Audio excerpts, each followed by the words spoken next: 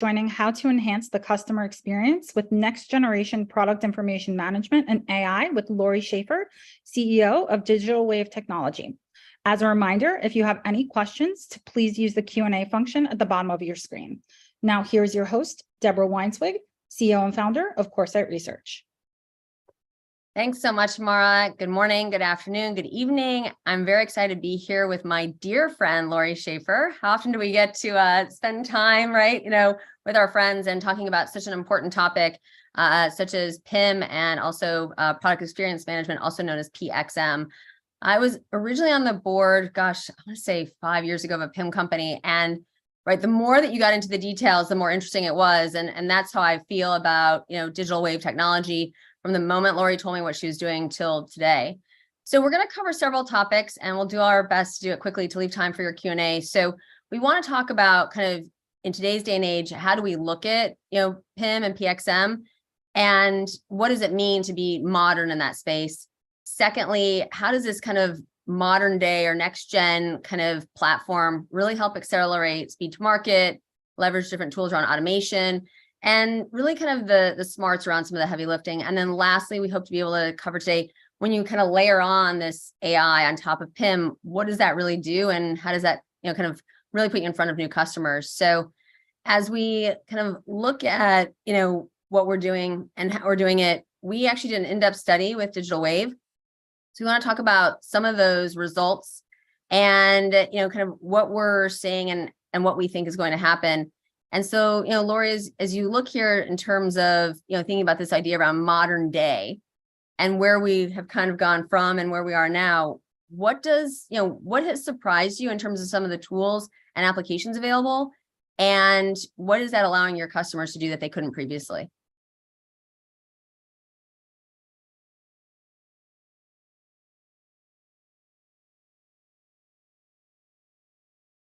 I think we may need... Sorry about that. Thank you. First of all, thank you, Deb and Coresight, and most importantly, thank you to everyone who's joining the webinar. Really appreciate everybody learning more about product information management. And really what I'm here to talk about is far beyond that, with then being able to layer on artificial intelligence, which is really exciting. So, Deb, you asked the question, what kind of new tools are out there? Well, first of all, modern day product information management systems really have not been around very long. We're talking maybe, 5-year time frame, if that. I think right when I ended at the previous one, this began. That's why, this has been so interesting to see where we were and where we are, and then like what your clients are doing with this. I mean, I've really found it a very interesting learning journey, and have been really impressed with what you've done with the company. Well, thank you. Thank you. Yeah, customers are doing a lot now, not just enriching product information and sending that out to the web, but we're talking now about, customers really getting into improving dropship, dramatically increasing sales and profitability through a number of areas, drastically reducing costs through artificial intelligence. Personalization is the next frontier, and so much more. Would you have expected, with your kind of deep, rich background in technology, that there would be a solution like this that would be able to handle so much of personalization, which is such a key topic in boardrooms right now? The answer to that is, I don't think any of us imagine how fast technology is changing. We named our company Digital Wave because we want our customers to always stay on top of surfing that current digital wave, and then be able to help them jump to the next wave when it's time. But these waves are coming faster and faster and faster. And so, could I have imagined it? Probably not. But now that we're immersed in it, we are immersed in all of the latest technology and looking at how to bring those applications to life for retailers and brands to better do their jobs. So if you can kind of, once again, help me get to like the modern day, right? So I understood right from my past, right, how PIM was like the foundation for like enterprise data management and, this idea of communicating data from source to commerce channel and back. The new aspect here to me is on the AI side. How does that layer really change or, kind of really take PIM into this, next gen retailing, if you will? Sure, it's a great question. And like you said, I mean, I like to think of, while PIM systems, and certainly the modern day packaged PIM systems, are very complex inside, basically they're the plumbing that you need. It could be PIM, and it could also be master data management, which we offer as well.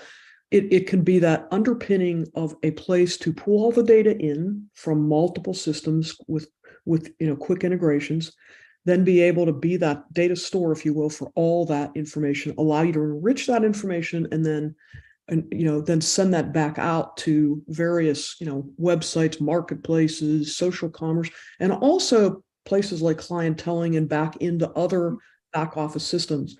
So it's the basics, even though a lot of companies still are not even using PIM. But what's happened is technology's moved so fast that in the last really half of year, we've looked at it and said, okay, now all of us have AI backgrounds at Digital Wave, and we said, look, let's apply artificial intelligence to dramatically improve speed to market, dramatically improve profitability, conversion rates, and so forth. And we are just at the beginning of that journey, but we are already doing some amazing things around, you hear about ChatGPT, for example, and all of those sorts of types of AI that allow you to very quickly generate content. In our case, we've figured out how to do that for romance copy to really tell the product story in a very convincing way so that customer wants to buy it. Automatic attribution by looking at an image and being able to use neural networking to come up with those attributes, where humans in a PIM system still have to type all that in. Oh, I know. I mean, that's why it's so, like I said, I know where we've been, because I've been a part of it. It is amazing. Like you said, this is like 6 months new. I mean, and that is, I think, to me, what, as I'm listening to your words, right, you're not only talking about this kind of enrichment, but it's also not expensive. No, and relative from an ROI perspective, when you look at we always go in with a business case and give our customers the ability to put in their own numbers, if you will. And I mean, this kind of technology pays for itself in months. Yeah. I mean, I mean a few months, not a year. So I remember we sat down at the last Shop Talk, and right, I still have it, actually. I don't think I have it at my desk, but you gave me, which I love, this like laminated card. Oh, actually, you didn't give it to me. I asked if I could take it because it was like that good. Because I think what you said, that I hadn't heard anyone kind of phrase it quite like that, is that, right, customers are in many different channels, right? They're on TikTok, they're on Instagram, they're on Facebook. I mean, not to call anyone specific, but right, they're broad. And when they get different messages in different channels that don't seem to align to the brand, right, it's then difficult for them, right, because they want to align their own values with the brand. And so this is kind of, when you talked about that, for me, it was like, all the bells and whistles went off, because I'm like, this is really, right, we've all experienced that. If you can solve just for that, that is a game changer, let alone everything else. Can you talk about, like, why is PIM important for expanding, enhancing the customer experience, but also what was your like kind of aha moment? Because I feel like this has been a big one for you. First of all, with respect to customer experience, I saw an opportunity. Obviously, I've been in retail tech and retail for way too long. And I saw an opportunity that I said, okay, I've got to jump back into entrepreneurship, because with respect to, most people think of PIM as, again, plumbing, and it's not, that they're not thinking about it as, look, it's the underpinnings, if you will, but really what we're working on now is that, how do you really enhance the customer experience? And part of that is you've got to be able to tell that story. Every product has a story. Every product is, think of it, it's your brand. And then on top of that, each product has its own story. And you've got to match that story to the consumer's lifestyle, so that the consumer can imagine how that product's going to be part of their lifestyle. And that's the kind of thing that, we're now doing with what we call product experience management. And, as part of the aha moment, I guess I always looked at it and said, I don't think anybody's, PIM companies typically are not the same players as merchants and marketers. And I'm coming at it and saying, oh my gosh, this is all about merchandising and marketing and giving the customers that great experience.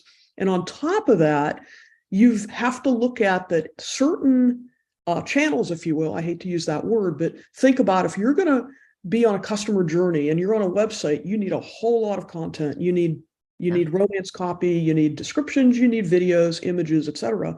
You go to TikTok, you need one video. You go to Instagram, you need one picture and maybe one statement. And this type of thing can automatically determine which parts of that product story go to which of the various marketplaces or e-com or digital commerce channels. Wow, that's amazing. We do have a question from Lauren, and please, we want to make this interactive. Just drop it in the chat, and I'll ask Lori along the way. What does next generation PIM look like? So I think maybe even making it, a little more granular. Next generation PIM, again, this is my opinion, and I think we're already on the cutting edges of next gen. It's all about customer experience, and it's going to be all about personalization.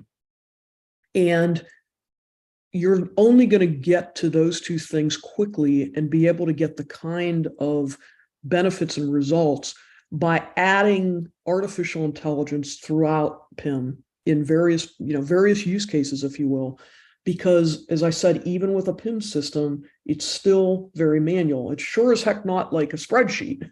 It greatly enhances, modern PIM, as I call it now, greatly enhances speed to market, and romance copy, all those sorts of things can be done faster. But when you look at that whole part of going to the next generation, it is all, I think it all has to be done through artificial intelligence. Some rules, if you will, that automate, but it's all automation. And from that, you're going to be able to get all of that data figured out much quicker, so that then you're going to be able to personalize that story, if you will, about that product to that consumer's lifestyle. That's what's exciting. So the questions are pouring in, Lori. So we will get to the rest of the slides, but let's get these answered. How does PIM interact with supply chain? Good question. Great question. Number of ways. Number one, I think of one of our large luxury retailers right now, that is, currently they're connecting to their warehouse management system. You think about all the, a PIM is all things product. It doesn't necessarily start that way, but you think about, you should be able to adjust prices and instantly see the results. You should be able to, from a supply chain perspective, look at all those critical pieces, such as the dimensions of the item, the cube, how's it going to fit in, how's it going to be then transferred through the supply chain. Things like drop ship. PIM dramatically improves the ability to do drop ship. And from a perspective, we've got one customer, for example, that they've been able to, with 2 brands, because they can now get product through the whole process and out to market much faster, they've been able to improve their drop ship with these 2 vendors by over 50% in terms of new items. So think about what that does to your bottom line. I can only imagine. All right. The next question is from Manish. If a company is, we actually talked about this, Lori. If a company is still in spreadsheets, can they still use AI as they move toward a proper PIM PXM system? Do you need a PIM system first? Also a good question. It's a really good question. And, I like to think of getting to things in a good process. The answer is technically no. We can put AI right on top of a spreadsheet. We can take our AI that we use at Digital Wave, which is built in and interlaced throughout our PIM system, but it also was built and designed so it could sit on top of any other vendor's PIM system or your in-house PIM system, or, I hate to say it, but God forbid, spreadsheets. Because I think if you're on spreadsheets, you ought to first at least get the basic PIM, or at least jump right into PIM with AI. But yes, it could be done that way. I mean, one thing I always, or at least I'm a glass half full kind of person, right, is, in some cases, sometimes where folks haven't invested, right, they can almost like leapfrog, right, because they haven't necessarily, goes back to, the old PIM company I was involved with, we'll call it last generation. But right, if you can then leapfrog to like a digital wave, right, technology, I mean, that seems to me, to be, and as you talked about, there's a speed aspect here. Yes. Yes. And that's what's interesting. All right, lots of questions for you, Lori. Okay, this is a long one. From Jenna: copy written or attributes applied via ChatGPT/AI copywriting tools, Jasper, Copy.ai, Hypotenuse, etc. What's your perspective on Google writing AI to detect and discount the SEO value of copy written by AI? Yeah, it's a great question. And I've been asked that by a couple of customers. And, first of all, obviously Google, kind of got a little bit sideswiped with Microsoft announcing this, massive investment into ChatGPT, and Google has to respond, right? So I understand that that's something they have to do. I noticed that once, they first said that, and then secondly, they've come out with their own version of the equivalent of ChatGPT now. So to answer the question, I don't know that they're really going to be able to block it. However, it's really more about, it's ChatGPT today. I guarantee you in 6 months, it's not just ChatGPT. There's going to be all kinds of competitors out there. The important thing about what we do is, first of all, we do not limit ourselves to ChatGPT or GPT-3 or GPT-4 when it comes out. We can pop in any of those models, any of those types of artificial intelligence models, and be able to use those to auto-generate the copy. So I don't see that as a problem long-term, and I question that it's even going to be any sort of a problem short-term. Yeah, I mean, it is amazing in terms of thinking about this, how important, going back to, I love the romance copy, right? But getting that to the right person. I mean, it really is all about personalization, right? And I think there is a lot that, we can see from these next gen, kind of, if you will, AI tools and solutions. But ultimately, I think we do need kind of that layer from a PIM perspective in order to kind of get there faster and to deliver, kind of the right message to the right person at the right time, which has really been like, that's the holy grail of retail. It absolutely is. Absolutely is. And, ChatGPT is one thing. Applying that in a specific use case around romance copy on a website is dramatically different. And, that's taking attribution, all sorts of things into that AI, artificial intelligent model that we have. And I don't see how Google's going to, be able to penetrate that with any sort of a threat. Yeah, that's helpful. All right, this question is from Michael, and then we'll move on to the slide. Is generating product descriptions the most compelling application of AI at present? Where else can you leverage AI? Great question. I don't think it's the most compelling, and I'll tell you why. But by the way, it's a quick win. It is a very quick win. You can go from hours of time to write, romance copy for 1 or 2 products down to milliseconds, literally, and it's that good. So that it's a great first use case.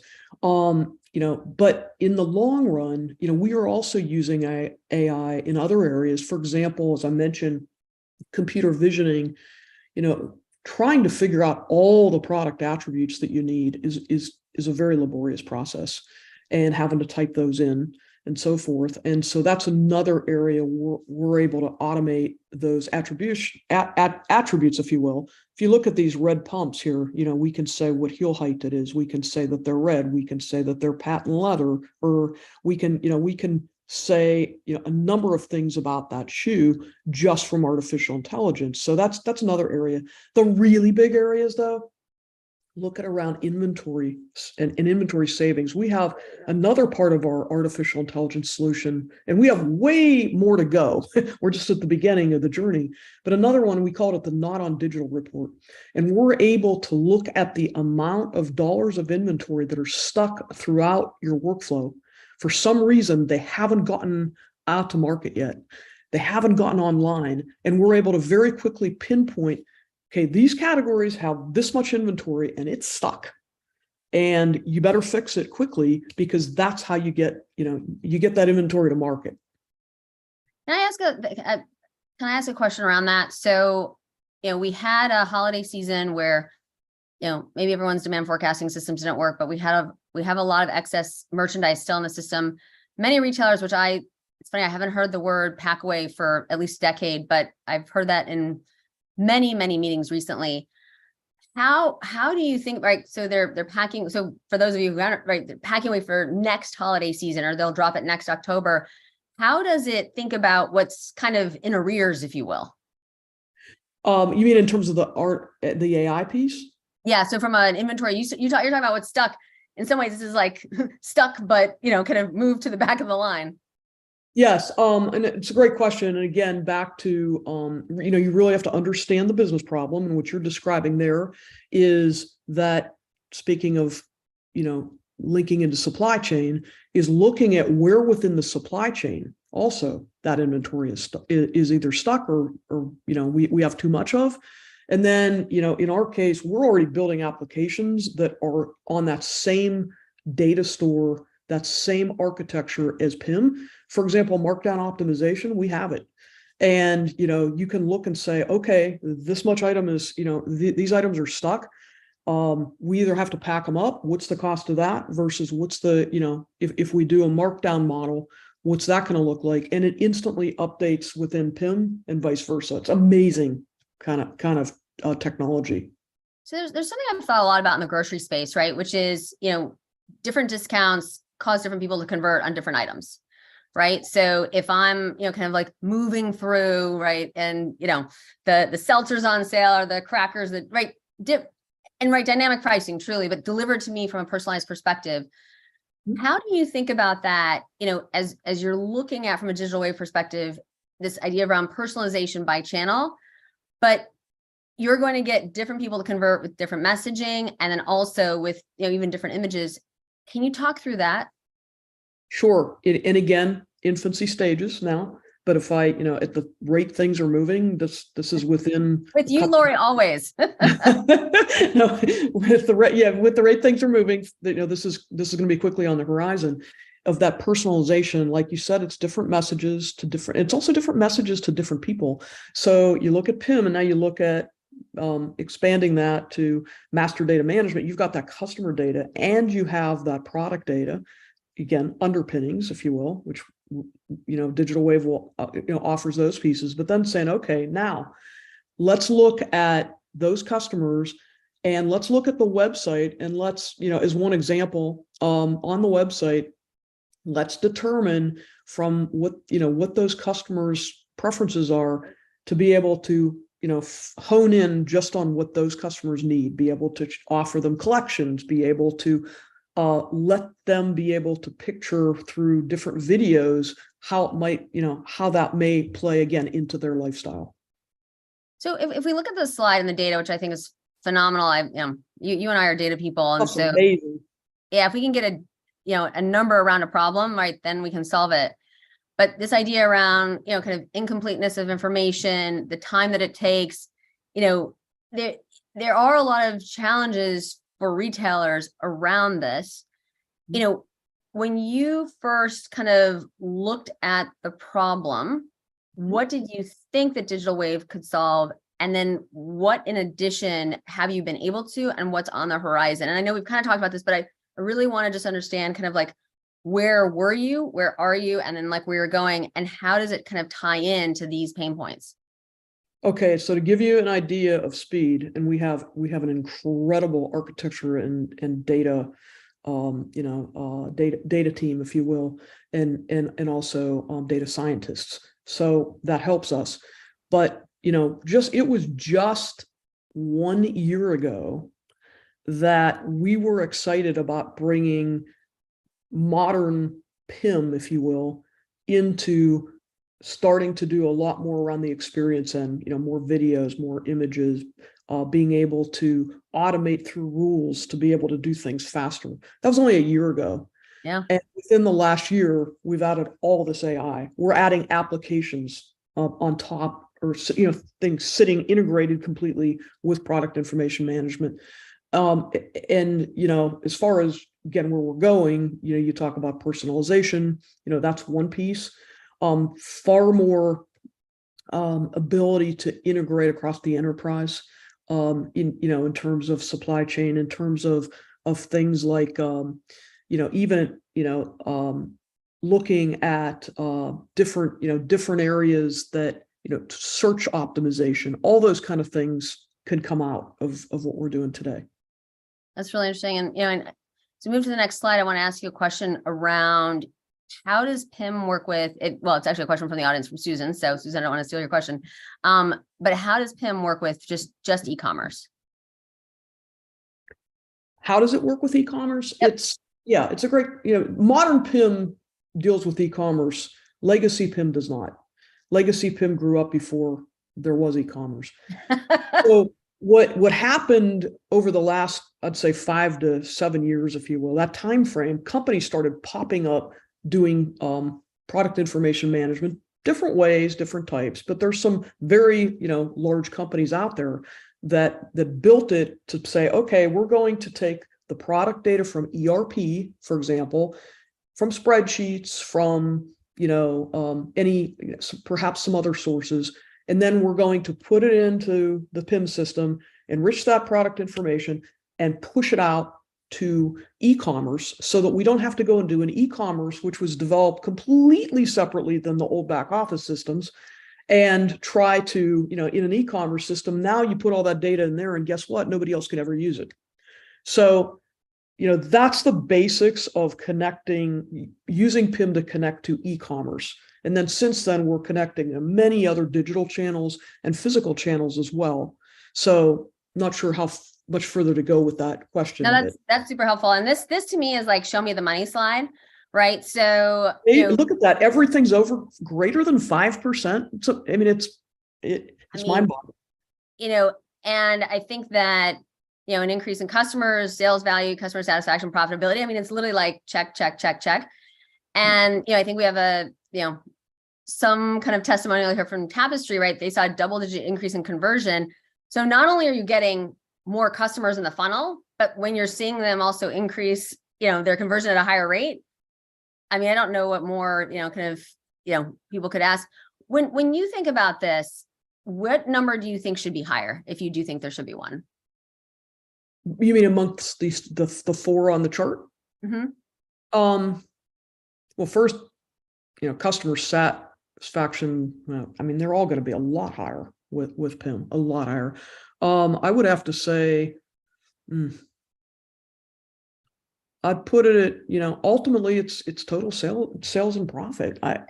It's that's what it all, it's, to me these days, right? I think it goes to a point, right? It's around process and profitability, right? We're stick with the P's here, right? It's I like write down like 12 P words.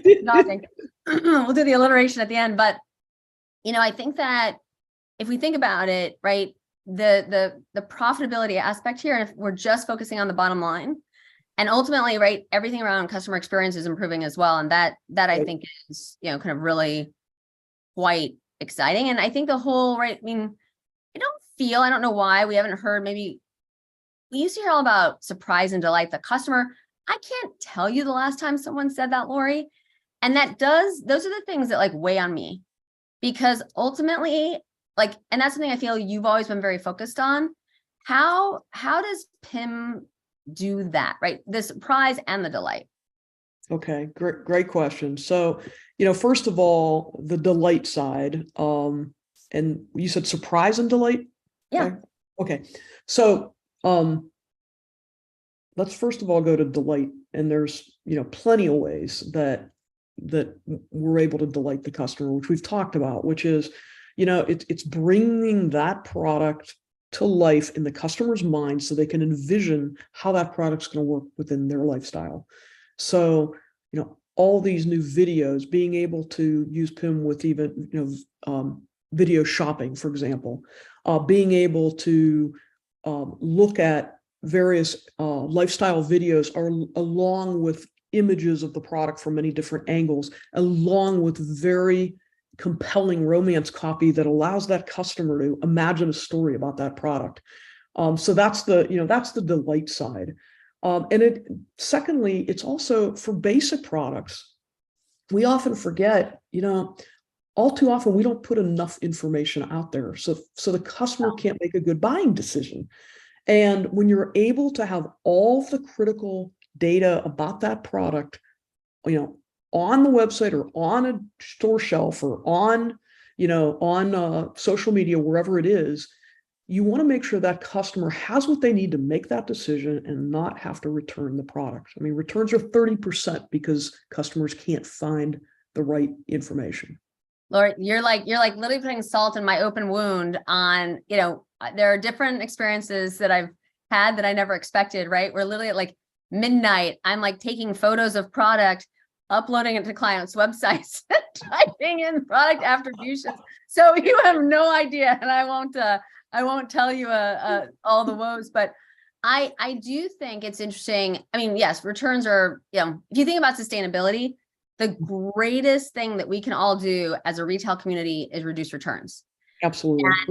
And improve profitability. And so anything, in my opinion, that gets us one step closer, even just taking that down, right, 100 basis points, that is tremendous. And to the bottom line, and also significant, as you say, to sustainability.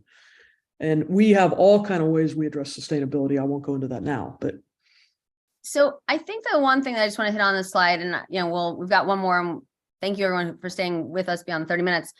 But the 52% who are using PIM to personalize product content across channels is still behind master data management at 55% and integration with enterprise systems at 55%. Does that surprise you? No. And the reason is because to be able to personalize, I mean, like I say, PIM systems still have a lot of data entry. It dramatically improves from the way of using spreadsheets and old legacy systems, but modern PIM systems still have a lot of manual data entry. To get to personalization, you've got to automate everything, because now you're having to look at think about a math problem, and now you've got to not just look at everything about a product, but how that product meets the consumer. So the multiplication effect, is very high. So that automation has to come into place. A lot of companies have master data management systems that all they do, though, is they keep the data there. They don't bring it to life and, to solve all of these more compelling problems like personalization. So no, it doesn't surprise me at all. And, as we're thinking and we're concluding on the slide, as we're moving from kind of PIM to PXM, what is the kind of, if you will, what is the key ingredient for a retailer or brand to make that move? First of all, having the basic plumbing, as I call it, you have to first invest in a PIM system, a modern PIM system. I can't say that strongly enough. You have to do that piece. Perhaps the whole leapfrogging effect, you can get a system that already has built-in AI as well. So that's going to, dramatically improve how fast you can get to that experience management, if you will, versus information management. So that basic plumbing, and then to really get to that experience management, you have to automate a lot of things that are done manually. Some PIM systems, modern PIM systems, nearly all of them still use, rules to say, okay, these products must go to these certain areas. And Digital Wave does that as well. But now with the introduction of artificial intelligence in many different use cases, that's the next step to get to true product experience management. So we have two quick questions and then we'll conclude from the audience. So thank you. So first of all, from Felicity, how does this tie into a loyalty program gamification? A loyalty program and gamification? Or gamification, like the idea that you're gamifying people to be more loyal. Oh, okay. So, first of all, I think and I need to understand more about, what you have in terms of gamification, Felicity, but from a standpoint of loyalty and so forth, when you're able to apply that customer data and understand their loyalty alongside that product, deep, rich product content, And then, using artificial intelligence to marry those two, I think that's where you're going to be able to get a lot more, oomph, if you will, to push it back in to the gamification.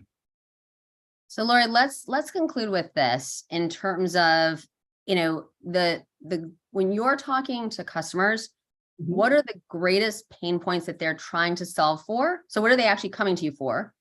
And then what at Digital Wave are you saying, hey, not only can we solve these pain points, but we can also do this? Okay. Wow, there's a lot in it. So let me just start out by saying, people first come for, inconsistencies, lack of governance, lack of security. They don't have one version of the truth. Those are the basics that people first say they need. Very quickly, though, what happens is we're able to, as I've mentioned, dramatically improve speed to market. We have customers, even without AI, that improve speed to market, by 50%. With AI, we're talking improving speed to market sometimes up to 98%. So, and we're just now scratching the surface of that. So speed to market's one. Increased conversions is a huge one. And again, we have customer, take a $1 billion customer that they're able to, using Digital Wave, be able to improve conversion rates, to the tune of, adding 15, 20, 30, $40 million to their bottom line like that. So that's another typical use case. Another one, which we're hearing a lot about now, is using Digital Wave or PIM systems to be able to dramatically improve their dropship capabilities, which again goes back to improving sales and profitability, reducing returns, and the list goes on and on. That's why we put together at Digital Wave an ROI calculator, if you will, because there's so many places to go. And I haven't even mentioned, I have not mentioned efficiency, and I have to say that. You think about when you take a romance copy and you improve the time of writing it by 99%, and you take being able to do auto attribution and so many other things. We have a customer just with basic PIM that was able to reduce their staff by 25%, move them on to more places they can use their brain, if you will. And so they reduced staff by 25%, and yet they got more done. So that was just with PIM.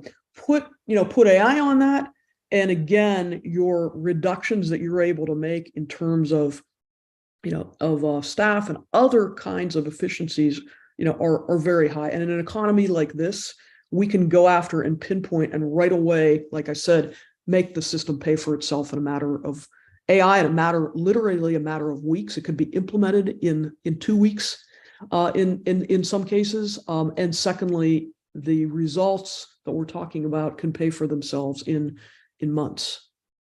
Well, if you think about it, it's actually one of the things that, as I've been listening to you, I've really thought quite a bit about is, there's still turnover in this day and age.